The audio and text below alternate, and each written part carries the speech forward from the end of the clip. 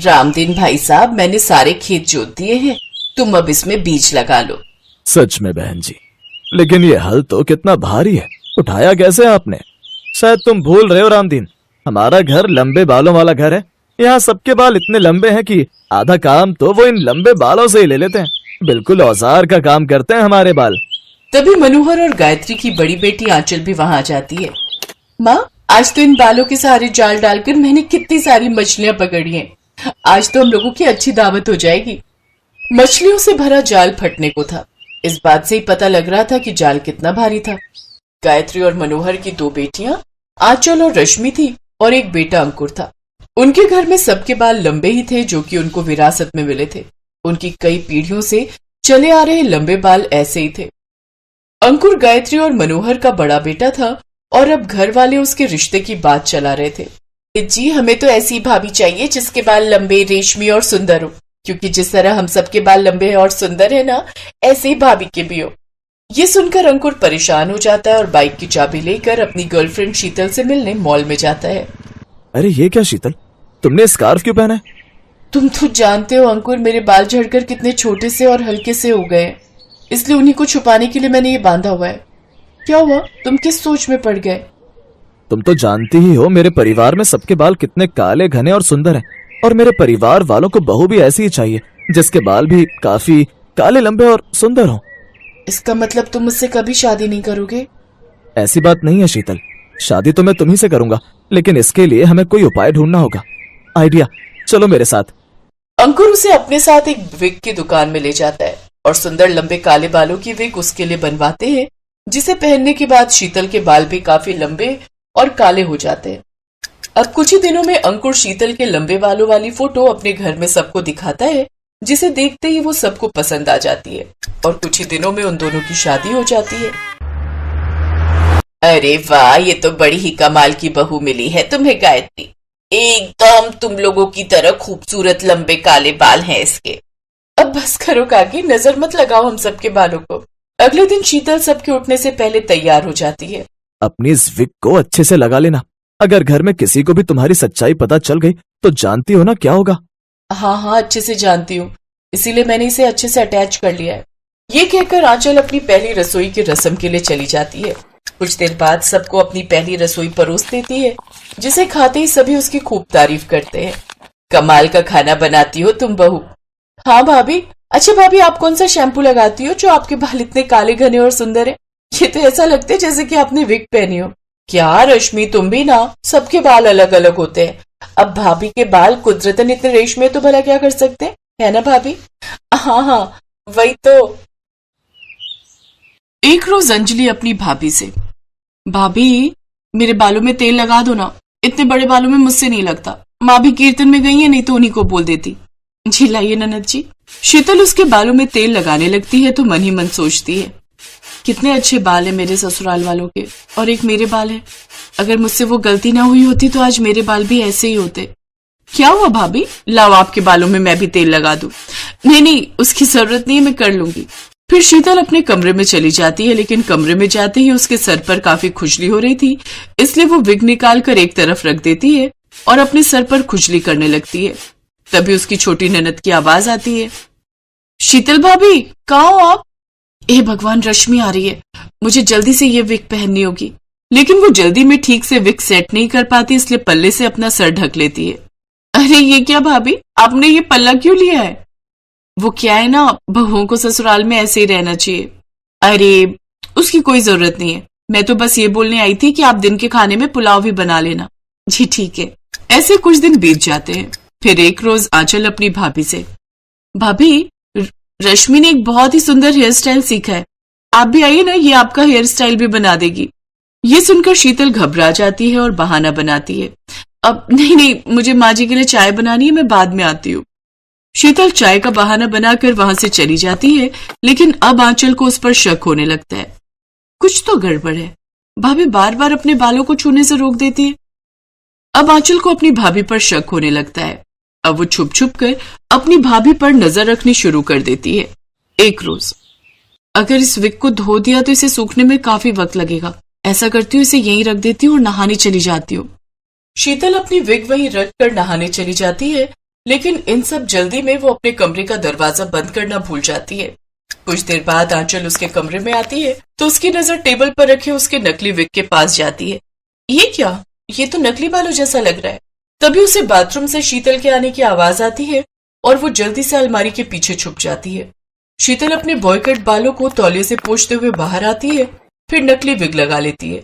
अंजलि उसे ऐसा करते देख लेती है और वो गुस्से में बोलती है, इसका मतलब आपने हमें इतने दिनों से धोखे में रखा? आपके बॉयकट हेयर है, वो भी इतने हल्के। आपने हमसे झूठ बोला कि आपके बाल लंबे हैं। अंजलि की आवाज पूरे घर में गूंज रही थी। ससुराल के सभी लोग वहां आ जाते हैं। क्या हुआ अंजलि, क्यों चिल्ला रही है अपनी भाभी पर? अभी बताती हूँ माँ। ये कहकर अंजलि शीतल के सर से नकली विग हटा देती है। अंकुर को छोड़ सारे घर वाले हैरान रह जाते हैं। हे राम, इतना बड़ा धोखा! अब मोहल्ले भर में हमारी भला क्या इज्जत रह जाएगी?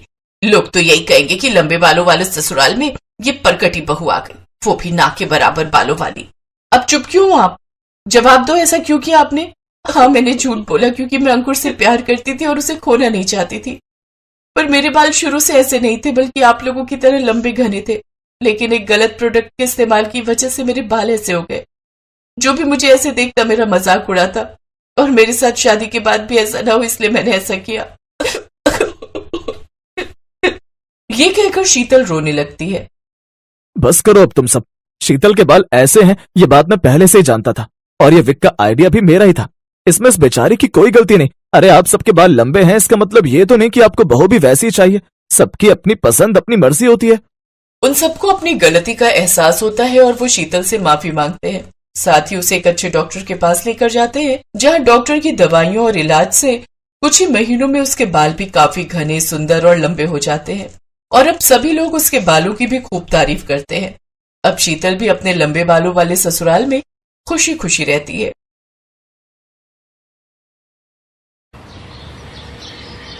सुनिए, जरा देखिए ना। हाँ बताओ, क्या हुआ? मैं कैसी लग रही हूँ? अच्छी लग रही हो। अब चले, लेट हो रहे हैं। ये क्या बात हुई? आप कभी मेरी तारीफ नहीं करते।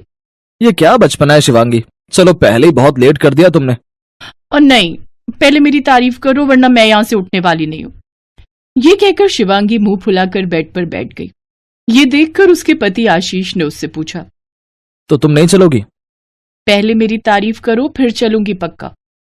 उफ, क्या मुसीबत है। अच्छा बाबा ठीक है, तो सुनो फिर। तुम बहुत प्यारी लग रही हो। तुम्हारा मेकअप तुम पे बहुत सूट कर रहा है। तुम्हारी चूड़ियां और ये ज्वेलरी, ये भी बहुत सुंदर है। तुम सच में बला की खूबसूरत लग रही हो आज। अब खुश?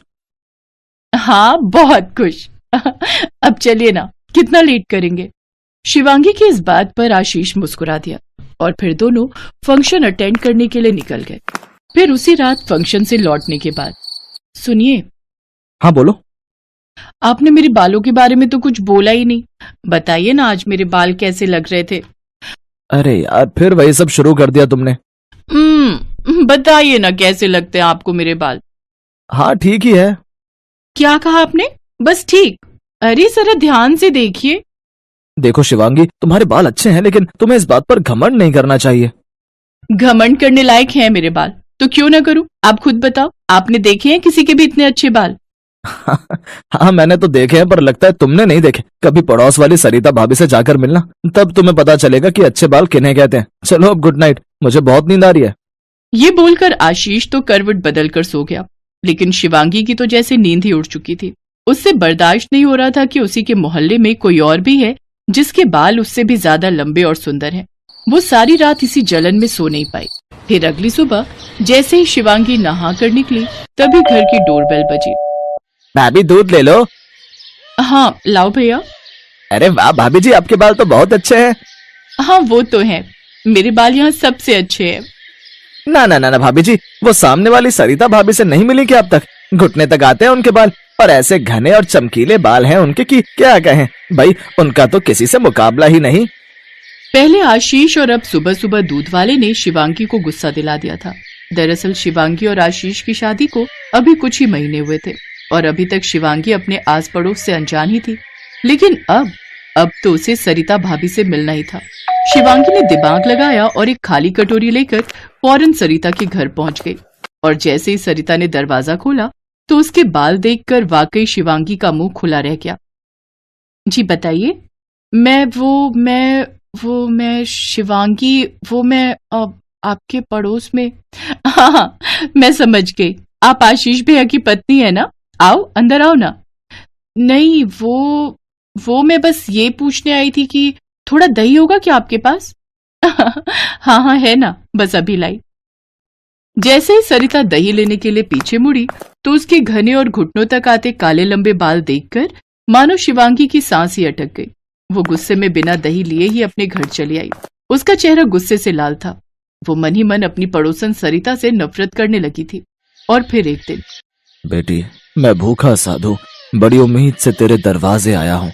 कुछ खिला दे तो भगवान तेरी हर कामना पूरी करेगा। अब सुबह की 2 रोटी बची है और सब्जी भी है, मैं अभी लेकर आई, आप बैठो। शिवांगी ने साधु को सब्जी के साथ 2 रोटी खाने को दी। साधु वाकई बहुत भूखा था। उसने बड़े मन से वो रोटियां खाई और फिर, क्या बात है बेटी, कुछ परेशान लगती हो? हाँ, परेशान तो हूं मैं, पर आप मेरी कोई मदद नहीं कर सकते। आप क्या मेरी मदद कोई नहीं कर सकता। तूने इस भूखे साधु को खाना दिया है तो इस अच्छे कर्म का फल तो तुझे देकर ही जाऊंगा बेटी। इतना कहकर साधु बाबा ने अपने झोले में हाथ डाला और फिर उसमें से कुछ निकालकर शिवांगी के हाथ पर रख दिया, जिसे देखते ही शिवांगी मुंह बनाते हुए बोली, हैं? ये क्या? एक अखरोट, इसका मैं क्या करूं? ये कोई मामूली अखरोट नहीं है। पूरी श्रद्धा से इसे भगवान का भोग लगाकर खा लेना, फिर जो इच्छा मांगेगी वो पूरी हो जाएगी। हैं? सच में क्या? जो मैं चाहूं वो हो जाएगा? हाँ, जो तू चाहे, लेकिन हाँ, ठीक है बाबा, मैं समझ गई। अब आप जाओ, मुझे जाकर पूजा करनी है। शिवांगी ने साधु की पूरी बात सुने बिना ही उनके मुंह पर ही दरवाजा बंद कर दिया। फिर जल्दी से नहा धोकर भगवान की पूजा की और उस अखरोट का भोग लगाकर उसे खा लिया। और फिर, मेरी यही इच्छा है कि मेरे बाल खूब लंबे हो जाएं और उस सरिता के बाल छोटे हो जाएं। नहीं, वो तो एकदम गंजी हो जाए, एक भी बाल ना बचे उसके सिर पर। इतना कहकर शिवांगी फौरन सरिता के घर की तरफ भागी, लेकिन सरिता के बालों में उसे कोई अंतर नहीं दिखा। उल्टा वो तो पहले से भी ज्यादा चमकदार लग रहे थे। ये देखकर शिवांगी का पारा चढ़ गया। फिर उसका ध्यान आसपास खड़ी औरतों पर गया जो उसे देखकर हंसे जा रही थी। तब जाकर शिवांगी ने खुद पर गौर किया। उसे अपना सिर बड़ा हल्का महसूस हुआ। उसने फौरन घर जाकर शीशा देखा तो उसकी आंखें फटी की फटी रह गई। असल में उसकी इच्छा पूरी तो हुई थी, लेकिन वैसे नहीं जैसे उसने चाहा था। यहाँ शिवांगी के सिर पर बालों का नामो निशान तक नहीं था। हे भगवान, ये क्या हो गया? मैं उस ढोंगी बाबा को छोड़ूंगी नहीं। शिवांगी ने अपने सिर पर एक कपड़ा बांधा और फौरन उसी साधु की तलाश में निकल पड़ी और थोड़ी ही देर में उसकी ये तलाश खत्म भी हो गई। अरे बेटी, ये सिर पर कपड़ा क्यों बांध रखा है तूने? ढोंगी कहीं के, देख तूने मेरे बालों का क्या हाल किया। इतना कहते ही शिवांगी ने अपने सिर से कपड़ा हटाया तो उसे गंजा देखकर साधु भी हैरान रह गया। कहीं तूने अखरोट खाकर कोई गलत इच्छा तो नहीं मांग ली? मतलब किसी भले मानस का बुरा तो नहीं चाहा तूने? मैं तो तुझे कल ही ये बात बताने वाला था, पर तूने मेरी बात पूरी नहीं सुनी। साधु की बात सुनकर शिवांगी को उसकी गलती समझ आ गई। बाबा कुछ तो करो, मैं ऐसे नहीं रह सकती। मेरे बाल मुझे लौटा दो। मैं कुछ नहीं कर सकता। हाँ, जिसका तूने बुरा चाहा अगर वो तुझे माफ कर दे तो शायद तेरा प्रायश्चित हो जाए।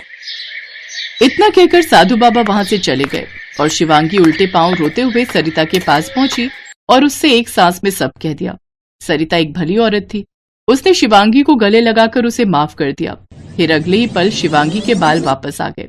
उस दिन शिवांगी एक बार फिर खूब अच्छे से तैयार हुई। बस फर्क ये था कि अब उसके मन में न किसी के प्रति जलन थी और न ही खुद पर घमंड, और इसीलिए वो कहीं ज्यादा सुंदर लग रही थी।